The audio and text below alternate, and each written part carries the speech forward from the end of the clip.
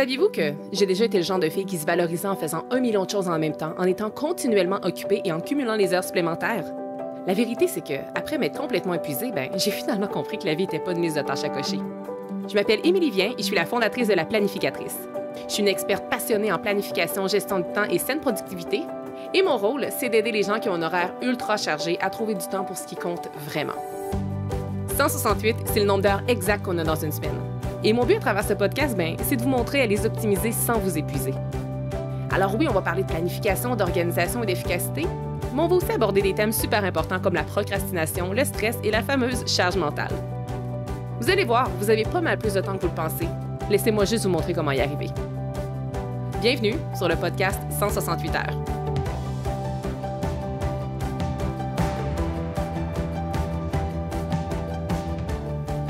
Mon inspiration pour l'épisode d'aujourd'hui que je suis en train d'enregistrer, en fait, est née de 2 discussions que j'ai eues avec des clientes très récemment dans le cadre de mon programme d'accompagnement croissance.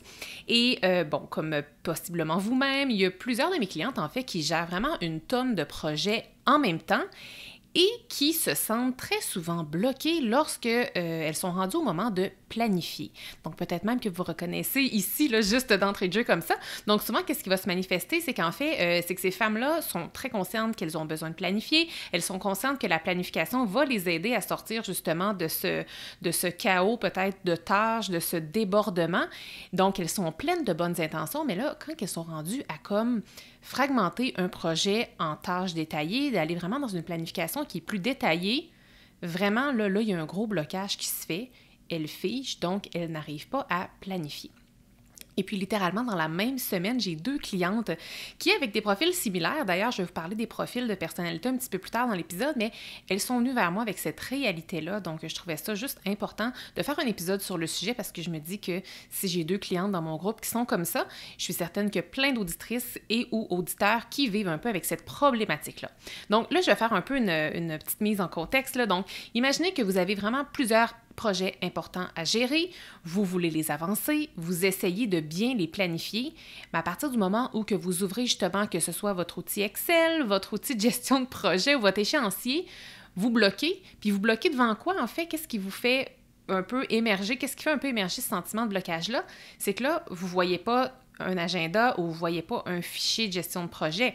Ce que vous voyez, c'est une montagne de tâches qui est peut-être même pas encore planifiée et segmentée, mais c'est déjà ça que vous voyez. Vous voyez une montagne de tâches, vous vous sentez complètement figé, voire même piégé, vous avez envie de procrastiner et même parfois vous avez l'impression de complètement perdre votre liberté et peut-être même que vous étouffez devant ça. Donc, si vous vous reconnaissez ici, il faut absolument que vous compreniez que vous n'êtes pas seul et surtout que votre réaction est normale. Aujourd'hui, je veux vous expliquer pourquoi il y a certaines personnes comme vous peut-être qui se sentent figées devant une planification qui est trop détaillée et surtout, je vais vous montrer comment faire pour retrouver votre pouvoir sans renoncer, c'est-à-dire à vos échéances. Alors, pourquoi la planification détaillée peut bloquer certaines personnes? Donc, d'entrée de jeu, là, la première chose à comprendre, c'est que si vous bloquez devant la planification, ce n'est pas parce que vous avez un problème de productivité. Je vais le redire. Si vous bloquez devant la planification trop détaillée, là, c'est pas parce que vous avez un problème de productivité. C'est tout simplement parce que vous éprouvez un problème de rapport émotionnel à la planification.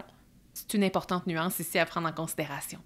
Donc, pour les gens, justement, qui bloquent devant une planification qui est trop détaillée, devant la fragmentation de projet, par exemple, une planification qui va être justement trop précise va être vue un petit peu comme de la rigidité, puis ça va vraiment créer de l'anxiété. Puis, ces personnes-là, qu'est-ce qu'elles vont voir? C'est pas une structure, ça va être une liste infinie de choses à faire, ça va créer une pression mentale et littéralement un peu une perte de contrôle. Et devant ça, qu'est-ce qui arrive en fait, c'est que votre cerveau peut déclencher une réponse de fuite, tout simplement. Donc, vous allez fuir de différentes façons. Il y en a qui vont aller se tourner vers leur cellulaire, ils vont vouloir faire autre chose, ils vont se garrocher littéralement sur une autre tâche pour ne plus penser à cette planification trop détaillée-là qui leur fait peur. Il y en a qui vont procrastiner, puis c'est pas par paresse là, qu'elles vont procrastiner. C'est tout simplement parce que la structure, normalement une structure c'est très rassurant, mais là c'est pas une structure qu'ils vont voir, c'est quelque chose de menaçant. Donc, moi, quand que je travaille avec des clientes qui vivent un peu ce défi-là, moi, ce que je comprends, c'est que c'est très lié à leur personnalité. Parce que je vous invite un petit peu dans le processus de travail avec mes clientes. En fait, quand mes clientes débutent le programme Croissance, elles ont, à un certain moment, au début de leur aventure avec moi, une rencontre diagnostique. Donc, j'appelle ça une séance diagnostique, tout simplement. Et en fait, au préalable de cette rencontre-là, elles ont quelques exercices à faire. Et notamment, il y a un exercice qui est un petit test de personnalité. Donc, ce test de personnalité-là me permet à moi de comprendre mes clientes avec plus de facilité sans devoir passer 15 heures à leur poser des questions. Parce que pendant la séance diagnostique, on a une belle heure où je leur pose un tas de questions, mais parfois, ça pourrait être limité un peu ce que je pourrais saisir d'elles. Donc, avec le simple test de personnalité, j'arrive vraiment, vraiment à bien les saisir. Et puis, moi, en fait, je remarque que mes clientes qui éprouvent souvent des défis avec la planification et surtout la planification détaillée, la segmentation, je remarque que ce sont celles qui ont un profil similaire. Et ce sont celles qui ont un profil qui est un peu rebelle. Ce sont celles qui ont un profil un peu un peu justificatif, si je peux le dire. Et ainsi, puis en fait, pour clarifier le tout et rendre le tout plus concret, là, le profil de mes clientes qui ont justement un peu cette problématique-là avec la segmentation puis la planification très détaillée, c'est des clientes qui ont besoin de comprendre, qui ont besoin de choisir, ou à tout de moins d'avoir l'impression qu'elles ont la liberté de choisir. Et c'est des clientes qui ont toujours besoin de garder un sentiment de liberté. Donc, je ne sais pas s'il y en a qui se reconnaissent ici quand que je dis ça, là, mais vraiment, là, c'est vraiment un profil typique de certaines personnes et souvent, je trouve qu'il y a un certain pattern chez justement ces profils-là un petit peu plus justificatifs, un petit peu plus rebelles, que la planification détaillée peut les figer. Mais encore une fois, je le répète, et c'est très volontaire, c'est pas parce qu'elles ont un problème de productivité, c'est juste parce qu'il y a un problème de rapport émotionnel avec la planification, puis on va aller travailler avec le reste de l'épisode justement pour passer à côté de ça, à côté de cette problématique-là, ce rapport émotionnel-là. Et puis voilà, puis en fait, tout comme mes clientes, je les guide, là, mais comme vous aussi, même si vous n'êtes pas dans le programme Croissance et que vous êtes bloqué devant la planification trop détaillée, vous êtes parfaitement capable d'avancer. Il suffit simplement souvent d'approcher la planification d'une autre façon. Donc, la première chose que j'ai envie de vous inviter à faire, c'est de changer un peu votre mindset. Souvent, en fait, le changement de mindset, là, où est-ce que je veux en venir, en fait, c'est que je veux vous garder en tête à partir de maintenant que planifier, ça ne requiert pas nécessairement de tout décider en avance. Parce que plusieurs personnes font l'erreur, et moi aussi, je suis souvent dans cette croyance-là, là, pour être franche, c'est que planifier un projet, on pense souvent que ça nécessite de connaître à la perfection chacune des étapes à venir, et ça dans les moindres détails. Moi, ça m'a vraiment souvent bloqué dans ma vie. J'ai souvent procrastiné sur un paquet de projets, pas pour des raisons émotionnelles en lien avec la planification, parce que j'ai toujours aimé fragmenter, j'ai toujours aimé planifier, mais parce que je ne connaissais pas toutes les étapes de A à Z du projet dans lequel je m'investissais. Donc, étant très perfectionniste de nature, ça m'a joué de vilain tour par le passé, ça m'a ralenti dans un paquet d'objectifs, en fait, que je voulais réaliser. Et puis, voilà. Donc, dans le fond, faut vraiment garder en tête et changer notre mindset par rapport à la planification. Et il faut arrêter de penser qu'il faut absolument tout connaître pour planifier quelque chose. Donc, bien que ce serait super là, qu'on connaisse de A à Z toutes les étapes d'entrée de jeu, la vérité, c'est que c'est rare que ça arrive et c'est surtout pas nécessaire de tout savoir avant de planifier.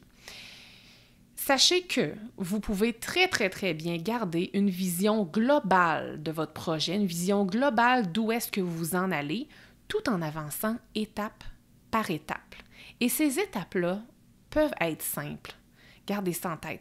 Et j'ai aussi envie de vous de mettre l'emphase sur le fait que planifier, c'est pas de tout décider maintenant. Planifier, c'est de choisir uniquement le prochain pas qui est utile, le prochain pas qui est aligné avec la destination finale.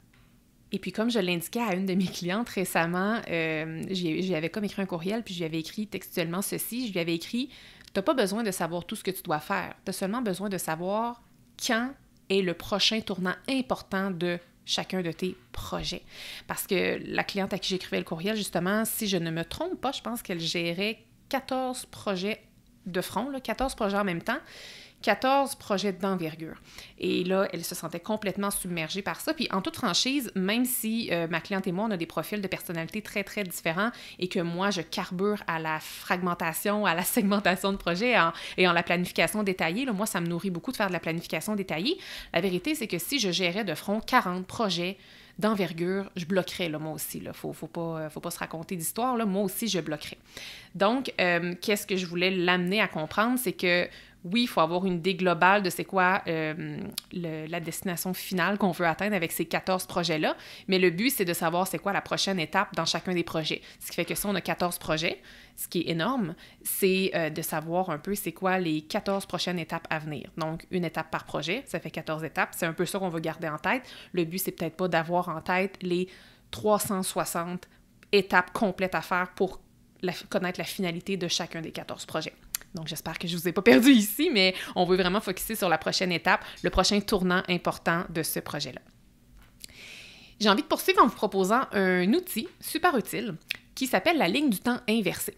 Donc, la ligne du temps inversée, c'est un outil qu'on va en fait, en anglais, c'est The Reverse Timeline. Puis, si vous le googlez, vous allez voir qu'il y a plein de schémas qui apparaissent. Souvent, on va utiliser ce schéma-là et cette pratique-là pour des années. Fait qu'on va comme partir avec la ligne du temps inversée, puis on va vraiment voir des années. Mais moi, je vous propose d'utiliser cet outil-là, si vous le voulez, pour vos projets. Et c'est un outil qui est vraiment simple, qui est visuel, qui est concret. Et puis, justement, je l'ai proposé à une de mes clientes récemment qui figeait devant la planification puis la fragmentation de ses nombreux projets.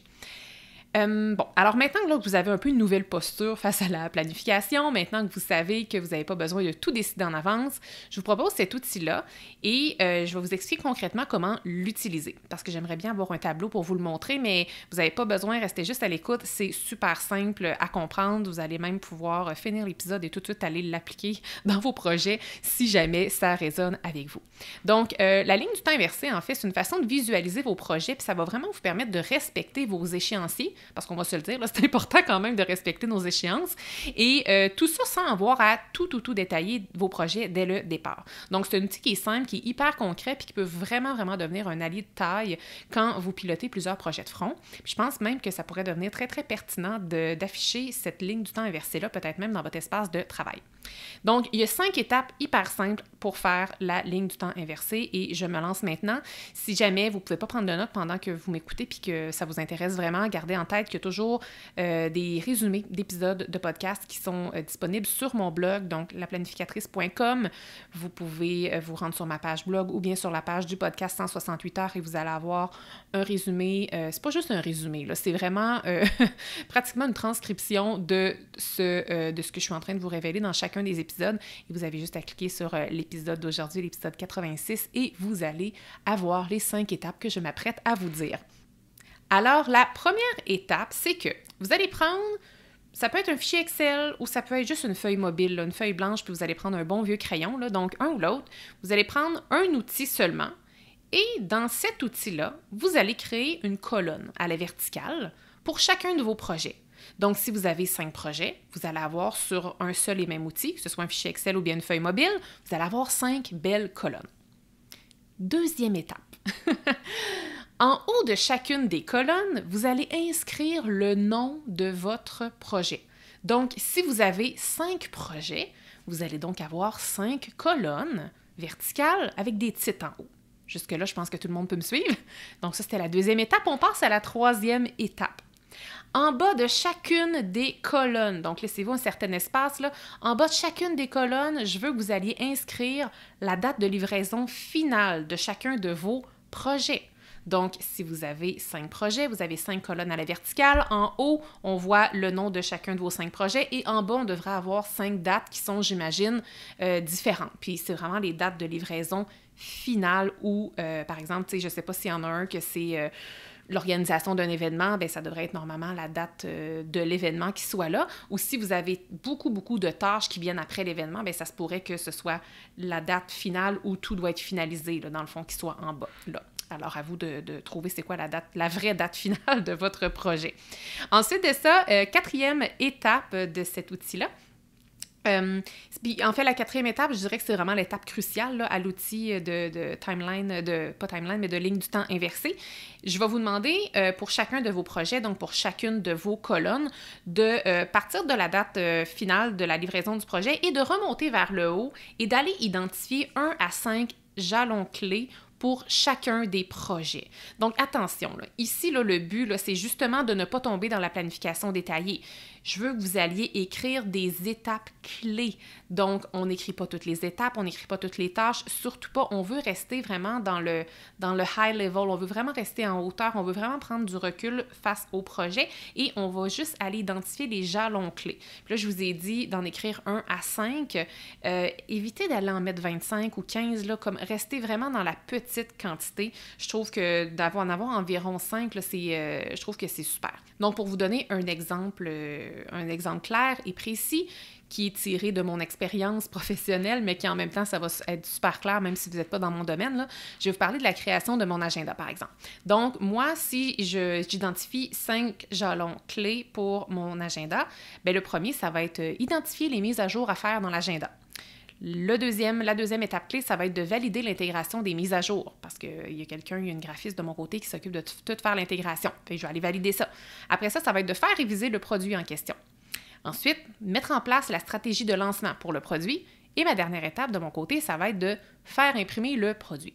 Donc, vous avez vu que, par exemple, dans ma colonne, j'ai un projet qui est l'agenda. Ensuite, j'ai mes 5 étapes. Et en bas complètement de la colonne, qu'est-ce qu'on retrouve? C'est la date finale du projet. Maintenant, la 5e et dernière étape de ma ligne du temps inversée, c'est la suivante. C'est que quand vous allez atteindre un jalon clé dans le projet, c'est à ce moment-là et uniquement à ce moment-là que vous allez prendre un moment pour planifier et fragmenter la petite portion suivante.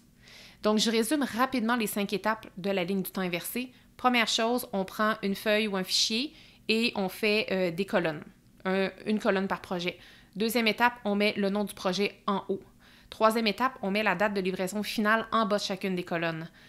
Quatrième étape, c'est la plus importante des étapes, c'est que là, on va aller diviser en 5 étapes clés, en 5 jalons, chacun de nos projets. Encore une fois, on essaie d'avoir maximum 5 étapes. Ici, on ne veut pas aller dans le micro, on reste dans le macro. Et la 5e étape, c'est de tout simplement comprendre que quand vous êtes rendu à une étape clé dans chacun de vos projets, c'est seulement à ce moment-là que vous allez aller fragmenter. Donc, on ne va pas fragmenter le projet au complet, on va juste fragmenter une petite étape. Alors voilà, gardez en tête que vous n'avez pas besoin de détailler davantage pour le moment. L'idée avec cet outil-là, c'est que vous repreniez une vision globale sans vous noyer dans les détails. Et bien entendu, le but, c'est aussi que vous arriviez à respecter vos échéanciers. Puis le fait d'avoir une vision globale, c'est tellement satisfaisant aussi. On a vraiment, on se sent puissance, on se sent pouvoir, on se sent contrôle lorsqu'on sait où est-ce qu'on s'en va. Et pour savoir où est-ce qu'on s'en va, bien, la vision globale est essentielle. Et puis, je trouve que qu'est-ce qui est le fun avec cet outil-là, c'est que ça vous donne la liberté de fragmenter juste quand c'est nécessaire. Et puis, juste une petite note ici, pour les adeptes des échéanciers et des tableaux Excel comme moi, ça se peut que vous soyez moins tentés par l'outil que je viens de vous proposer, mais si la planification détaillée vous bloque et que fragmenter, c'est une difficulté, bien, je vous dis tout simplement de peut-être laisser tomber les gros documents si vous pouvez le faire et utiliser peut-être cet outil qui va être facile et accessible. Et si jamais vous aimez cet outil-là, si jamais vous l'adoptez, bien, n'hésitez pas à me taguer si jamais vous avez envie de le partager. Donc, rappelez-vous qu'il n'y a pas de méthode parfaite. Il n'y a pas de méthode de travail parfaite. Puis l'idée, c'est que vous trouviez votre propre méthode à vous. Moi, je ne prône pas les méthodes de travail magiques. Je pense qu'il n'y en existe pas. Il existe un très, très grand nombre d'outils, un très grand nombre de méthodes qui va justement, tout simplement, fonctionner avec différentes personnes. La planification, c'est un outil puissant, puis ça ne devrait pas vous enfermer, ça devrait plutôt vous guider avec clarté et légèreté. Donc, j'espère que cet épisode-ci vous motive en fait à justement planifier. Et si vous trouvez votre propre équilibre justement entre la structure et la liberté, bien, vous allez voir que vous allez pouvoir avancer même sans tout devoir planifier en avance. Donc, si jamais vous ressentez l'envie que je vous accompagne personnellement, que je vous tienne la main comme je le fais avec mes clientes du programme Croissance et qu'on réalise ensemble vos ambitions et que je vous accompagne à travers tout ceci, ce beau cheminement, je vous invite à tout simplement aller explorer ce que je peux vous offrir dans le programme Croissance. Le lien est dans le résumé de l'épisode, sinon vous avez tout simplement à vous rendre sur laplanificatrice.com/croissance et à découvrir toutes les inclusions et tous les résultats en fait que vous pourriez aller chercher si vous étiez cliente de mon programme. Merci beaucoup pour votre écoute et je vous dis à très bientôt pour un prochain épisode. Merci d'avoir été là. Si cet épisode vous a plu, est-ce que je peux vous demander un petit service?